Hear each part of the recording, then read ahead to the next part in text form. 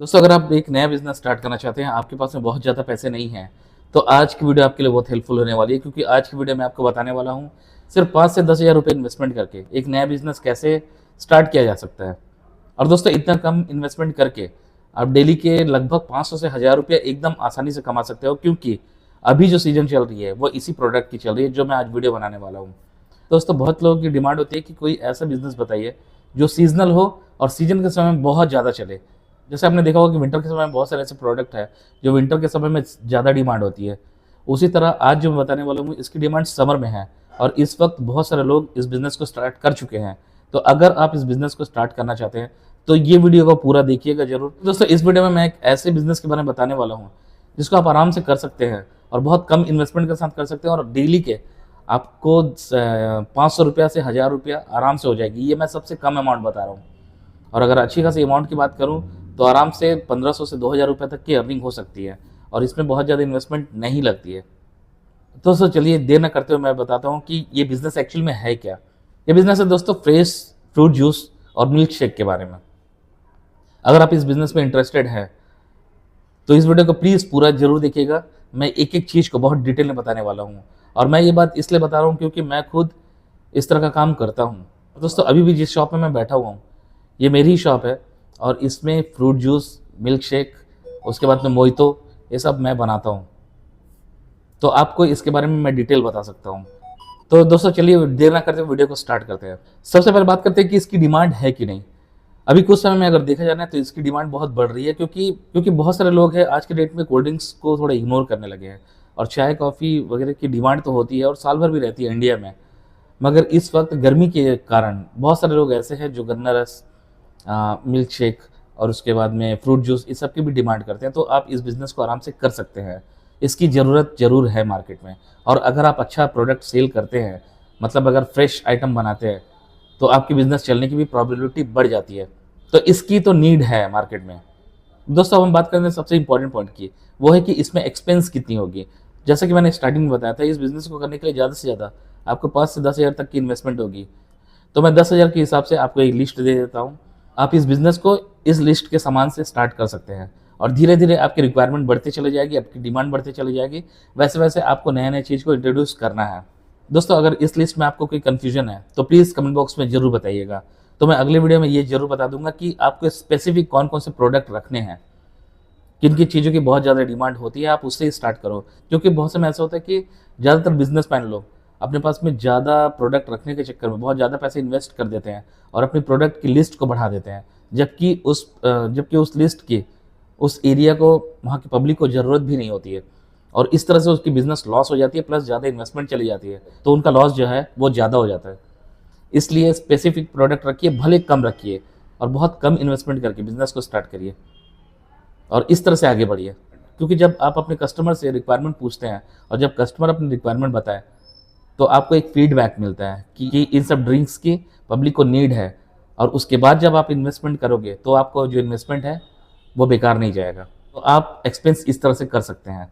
अगर मैं शेक की बात करूँ तो बहुत ज़्यादा वैराइटीज़ अगर आप रखते हैं, मान के चलो आप अगर 5 से 7 वैराइटीज़ भी रखते हो ना, तो आपको इन्वेस्टमेंट जो होती है ज़्यादा से ज़्यादा होती है 15 से 20 रुपया। या बहुत अच्छा आइटम रखे हैं जैसे कि चॉकलेट शेक हो गई है, उसके बाद में खजूर शेक रखते हैं तो उसकी जो एक्सपेंस है वो थोड़ी ज़्यादा हो जाती है। तो उसमें थोड़ा सा ध्यान देने की ज़रूरत है कि उसके मार्जिन किस तरह से सेट करें। फिलहाल अगर आप 15 से 20 रुपये खर्च कर रहे हैं एक प्रोडक्ट को बनाने में, तो आराम से उसकी जो रेट है आप 40 रुपीज़ रख सकते हैं, 40 से 50 रख सकते हैं और पब्लिक उतना दे सकती है क्योंकि ये वर्थ करती है। और नहीं आपको बिल्कुल समझ में नहीं आ रही तो पहले उन सब शॉप में जाकर देखिए जो ऑलरेडी शेक को बेच रहे हैं। वहाँ से आपको परफेक्ट नॉलेज हो जाएगी कि आपको कौन सा आइटम की कितने प्राइस लिस्ट रखने चाहिए। वरना अगर मैं सिंपल कर कैलकुलेशन बताऊँ तो जहाँ 15 से 20 रुपये की इन्वेस्टमेंट हो रही है वहाँ डायरेक्ट डबल आप प्राइस रख सकते हैं। दोस्तों, अगर मान के चलो स्टार्टिंग में आप अगर 100 ग्लास भी अगर बेचते हो ना और एक ग्लास से आपको 20 रुपये प्रॉफिट हो रही है तो आप आराम से 2000 रुपये प्रॉफिट कमा रहे हो। और यही अगर प्रॉफिट देखा जाए 2000 रुपये आपकी प्रॉफिट हो रही है और उसको अगर एक महीने में कैलकुलेशन करूँ तो 2000 इंटू 30 डेज मतलब 60,000 आपकी अगर एक्सपेंस को मैं निकाल दूँ, आपके अगर एक्सपेंस को भी निकाल दिया जाए अदर एक्सपेंस, तो वो ज़्यादा से ज़्यादा 5 से 10 हज़ार भी अगर होगी, फिर भी आप 50,000 रुपीज़ आराम से कमा रहे हो। और दोस्तों, इस पॉइंट में सबसे इंपॉर्टेंट टिप ये है कि अगर आप प्रोडक्ट रखते हो अगर आप शेक रखते हो मान के चलो, तो प्राइस लिस्ट है जो बहुत ज़्यादा, उसमें डिफरेंस मत रखिएगा। क्योंकि कभी कभी क्या होती है कि दोस्तों जहाँ पर आपके जो प्रोडक्ट है वो 50 रुपये 40 रुपये 50 रुपये में बिक्री हो रही है, और आप ऑल ऑफ सडन 100 150 रुपये का कोई प्रोडक्ट साथ में अगर रख देते हो, तो उसके चलने के चांसेस है ना बहुत कम हो जाती है। इसलिए प्राइस जो सेट करिएगा वो बहुत सोच समझ के सेट करिएगा। सब में ज़्यादा से ज़्यादा 5 से 10 रुपये का डिफरेंस हो, बहुत ज़्यादा हो तो 20 रुपया या 30 रुपया, इससे ज़्यादा डिफरेंस नहीं होना चाहिए। तो आपकी जो प्राइस सेगमेंट है वो ऑलमोस्ट 40 रुपीज़ से लेके 60-70 तक का होना चाहिए, बहुत ज़्यादा हो तो 80। इस प्राइस सेगमेंट से आप बहुत ज़्यादा अपर या लोअर मत जाइएगा। इस प्राइस सेगमेंट में आप कैलकुलेशन कर लीजिए कि कौन कौन से प्रोडक्ट आपको रखने चाहिए और किन किन चीज़ों की डिमांड है। दोस्तों हम बात करते हैं कि अपने बिजनेस को स्टार्ट करने के लिए स्टॉल कहाँ पर लगाया जाए। तो मैं मान के चलता हूँ कि आपके पास से बहुत ज़्यादा पैसे नहीं है, 5 से 10 हज़ार रुपया में आप बिजनेस स्टार्ट कर रहे हैं, और दोस्तों इतने पैसे में तो एक शॉप को रेंट पे लेना मुश्किल है। फिर भी अगर आपके पास में ऑलरेडी कोई छोटी मोटी शॉप है तो आप ये काम कर सकते हैं उस शॉप के साथ में। और अगर नहीं है, और अगर आपको बहुत कम या बहुत सस्ते में अगर मिल रही है कोई शॉप, तो आप वहाँ से स्टार्ट कर सकते हैं। नहीं तो बेस्ट ऑप्शन ये है जो मैं लास्ट वीडियो में बता चुका हूँ, वो ये है कोई भी चलती फिरती अच्छी शॉप देखिए या कोई मॉल एरिया देखिए, वहाँ पर ये देखिए कि आपके कस्टमर बेस बनने चाहिए। आपको जिस तरह के कस्टमर चाहिए, जो सेगमेंट में कस्टमर चाहिए, उस तरह के कस्टमर वहाँ पर आते जाते रहने चाहिए। तो इस हिसाब से क्या है दोस्तों, आपको एक चलते फिरते वहाँ पर कस्टमर बेस मिल जाएगा। तो किसी भी शॉप, चलते फिरते शॉप या मॉल के बाहर में अगर आप अपने एक छोटा सा स्टॉल लगाते हैं ना स्टार्टिंग में, तो आप वहाँ से अपना कस्टमर बेस बना सकते हैं। उसमें ज़्यादा इन्वेस्टमेंट की जरूरत नहीं पड़ेगी। इसमें दोस्तों इलेक्ट्रिसिटी की जरूरत पड़ती है, तो वो कनेक्शन आपको शॉप से लेना है। आप डायरेक्ट दोस्तों रोड के ऊपर में इस तरह का काम स्टार्ट नहीं कर सकते, क्योंकि इस काम के लिए, शेक बनाने के लिए ग्राइंडर की जरूरत पड़ती है, तो इसके लिए इलेक्ट्रिसिटी सप्लाई की जरूरत पड़ती है। तो इस काम के लिए आप किसी शॉप या मॉल के आसपास में जब भी अपना एक स्टॉल लगाओ, तो आसपास में किसी शॉप से आप बात कर लीजिए कि वो आपको इलेक्ट्रिक सप्लाई दे, और दोस्तों इस तरह से आप अपने काम को स्टार्ट कर सकते हैं।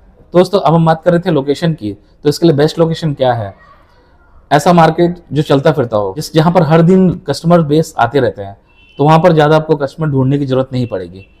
वो एक ऐसी कोई मॉल या ऐसी कोई शोरूम वगैरह जहाँ पर कस्टमर बेस आपको लगातार मिलती रहे, आप वहाँ पर इस तरह का स्टॉल लगा सकते हैं। मार्केट हो गई, बस स्टैंड हो गई, जिम हो गई, योगा सेंटर हो गई है, यहाँ के आसपास आप बिजनेस स्टार्ट कर सकते हैं, क्योंकि ये वो जगह है जहाँ पर लोग थके हारे रहते हैं। उन लोगों को इस तरह की प्रोडक्ट की जरूरत पड़ती है, और अगर आप सही अमाउंट में इस तरह के प्रोडक्ट सप्लाई करते हैं, मैं मिल्क शेक की बात कर रहा हूँ, तो आप अपने कस्टमर बेस बना सकते हैं बहुत जल्दी, और आपकी अर्निंग भी अच्छी खासी होगी। तो इसको ध्यान देने की जरूरत है दोस्तों। अब हम बात करते हैं नेक्स्ट पॉइंट की, वो है मार्केटिंग। तो हम लोग देखो बहुत कम पैसे खर्च कर रहे हैं, इसलिए हम लोग स्टार्टिंग में मार्केटिंग में ज्यादा पैसे खर्च नहीं कर सकते हैं। दोस्तों हम लोग को अपने बिजनेस को आगे बढ़ाने के लिए ऐसे मार्केटिंग की जरूरत पड़ेगी ना जहाँ पर हमारे पैसे इन्वेस्टमेंट ना हो, क्योंकि हम यहाँ पर एडिशनल खर्च करने के लायक अभी नहीं है। आगे अगर हम कमाएंगे तो उसमें एडिशनल खर्च कर सकते हैं मार्केटिंग में, लेकिन अभी फिलहाल हम मार्केटिंग में पैसे खर्च नहीं कर सकते हैं। तो ऐसा 2-3 आइडिया दे देता हूँ जो आपके लिए बेनिफिशियल होगी। तो इसमें से नंबर 1 आइडिया ये है कि स्टार्टिंग में देखिए कि आपके जो प्रोडक्ट है, आपकी जो मिल्क शेक है, वो देखिए कौन सी मिल्क शेक ज़्यादा चलने की संभावना है, और उसको ही आप कम प्राइस रख सकते हैं। आप मार्केट से कम प्राइस रख सकते हैं, कुछ ऑफर रख सकते हैं। जैसे कि मान के चलो 50 रुपीज़ ग्लास है, आप उसको 10 रुपीज़ ऑफ रख सकते हैं पर ग्लास, या फिर आप 25% या डायरेक्ट 50% ऑफ रख सकते हैं स्टार्टिंग में कस्टमर को अट्रैक्ट करने के लिए। ये होगी फ्री मार्केटिंग, इसमें आपको कोई एडवर्टाइजमेंट वगैरह की जरूरत नहीं पड़ेगी। ये फर्स्ट हो गई है। हाँ, एक बैनर वगैरह लगाने की जरूरत पड़ेगी जो आपको बहुत सस्ते में हो जाएगी। उस बैनर को लगाकर आप इसमें लिख सकते हैं कि आप क्या ऑफर दे रहे हैं। इसके बाद में आप नेक्स्ट ऑफर ये दे सकते हैं कि कोई भी 2 मिल्क शेक है जो आपको लगती है कि आपके एरिया में चलेगी, बाय 1 गेट 1 रख सकते हैं, बाय 1 गेट 1 फ्री, क्योंकि इससे भी लोग अट्रैक्ट होते हैं। इसके अलावा अगर फ्री में मार्केटिंग करना है तो आप फेसबुक में अपना पेज स्टार्ट कर सकते हैं। उसके बाद में इंस्टाग्राम में अपना पेज स्टार्ट कर सकते हैं। वहाँ पर अपलोड करिए, लोकेशन बताइए, और हो सकता है तो वीडियो शूट करिए। उसके बाद में आपके पास में जो कस्टमर बेस आते हैं उनसे फीडबैक लीजिए, वहाँ पर पोस्ट करिए। धीरे धीरे आपका नाम होगा तो लोग समझेंगे कि आप क्या प्रोडक्ट बेच रहे हो, और इससे आपकी फ्री में मार्केटिंग होगी। इसके बाद में जब आपकी बिजनेस बड़ी हो जाए तो आगे चल के आप आसपास के एरिया में जैसे कोई जिम हो गई है, कैफे हो गई है, इन लोग से आप टाई अप कर सकते हैं। दोस्तों अब हम बात करते हैं नेक्स्ट पॉइंट की, और ये बहुत इंपॉर्टेंट पॉइंट है, क्योंकि कोई भी इंसान जब बिजनेस को स्टार्ट करता है ना, वो इस पॉइंट को जरूर ध्यान देता है। और जो इंसान इस बात को ध्यान नहीं देता है, उसके बिजनेस चलने के बावजूद भी वो उतना ज़्यादा अचीव नहीं कर पाते हैं जितना उनको अचीव करना चाहिए। इसका रीजन क्या है? ये पॉइंट ये है दोस्तों, वो है स्केल अप।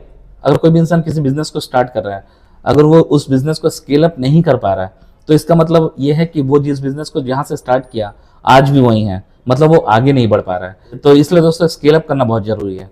स्केल अप के लिए बहुत सारी चीज कर सकते हैं, जैसे कि प्रोडक्ट की जो वेराइटीज है उसको बढ़ा सकते हैं।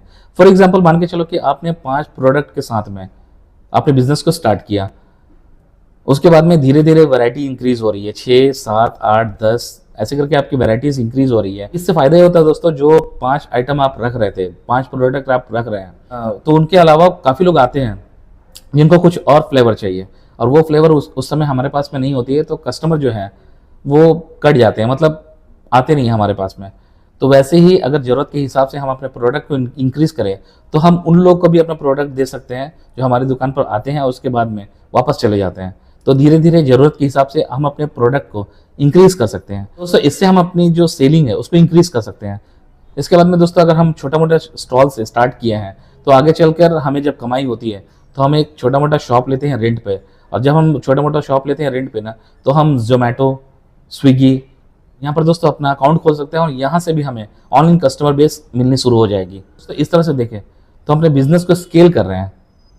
स्टार्टिंग में हमने छोटे से स्टॉल से स्टार्ट किया, इसके बाद में हम एक रेंटल शॉप लेते हैं, रेंटल शॉप लेने के बाद में हम अपनी वैरायटीज़ को इंक्रीज करते हैं।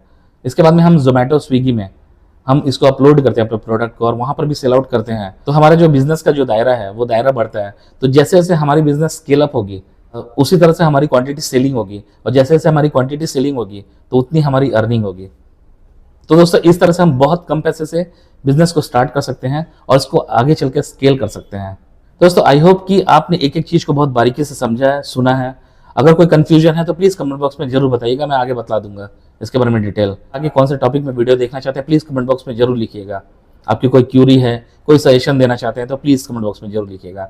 और वीडियो अच्छी लगे तो प्लीज वीडियो को लाइक जरूर कर दीजिएगा, और उन लोगों से शेयर करिए जो रियल में बिजनेस करना चाहते हैं, उन लोगों के पास में ज्यादा पैसे नहीं है और वो काम करके आगे बढ़ना चाहते हैं, उसमें उसके अंदर में जुनून है, उन लोग के वीडियो को जरूर शेयर कर दीजिएगा। फिलहाल को दोस्तों आज की वीडियो में बस इतना ही है। मिलते हैं नेक्स्ट वीडियो में, तब तक के लिए आपका दिन शुभ और मंगलमय हो। धन्यवाद।